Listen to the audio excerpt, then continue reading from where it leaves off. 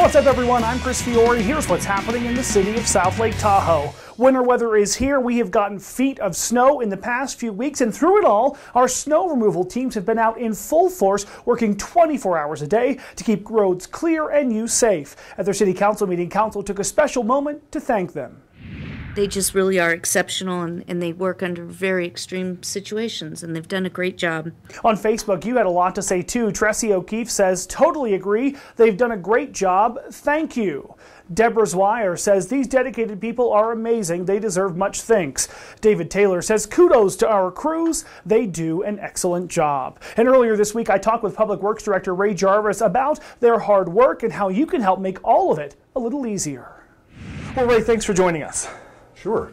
Let's talk a little City Council praising Public Works folks. They've been working around the clock. This is not easy work these guys are doing, is it?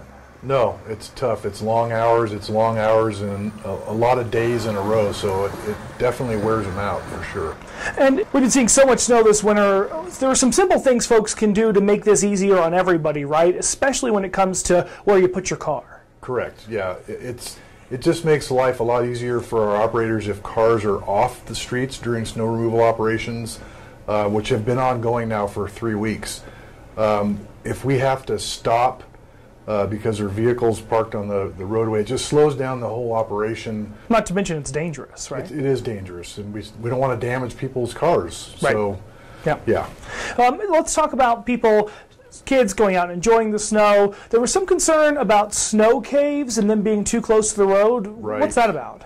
Well, I think sometimes kids are attracted to the berms that are left by the plows. Yeah.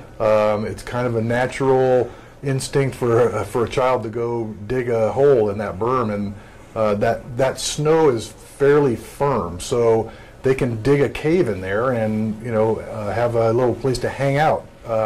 Not a good idea. It's very dangerous. Obviously, if equipment comes back, they're not going to see anybody in there, and they're certainly not going to hear anybody in there because of the noise associated with the equipment. So definitely enjoy the snow, but play somewhere else other than in the street. And I think most people understand that, but we just want to emphasize the fact that we don't want anybody to get hurt.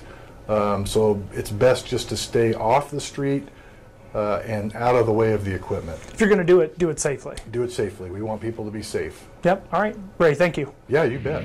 Ray also mentioned that it's important for businesses to clear off their sidewalks to keep pedestrians out of the cleared roadways, all of this in the name of safety. For complete snow-safe information, just head to our website at cityofslt.us. Meantime, City Council has given the go-ahead for food trucks to start rolling in the city of South Lake Tahoe. The new ordinance would streamline the permitting requirements. It would also allow mobile vendors to operate at up to 6 private businesses in the city. This is all part of a pilot program to gauge their impact on existing brick-and-mortar businesses. And one local business owner says she's excited about food trucks coming to her business. The owner of South Lake Brewing Company was one of the people asking council to consider food trucks. The brewery can get pretty busy most days, and she says that's why food trucks are a natural fit here. If you're going to spend any more than an hour here at South Lake Brewing Company, you have to have food.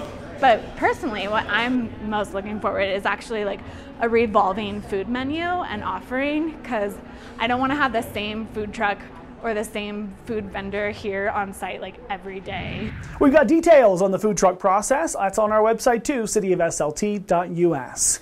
Meantime, a new proposal to City Council would add up to 57 new parking spaces to the Heavenly Village area, and we want to hear from you.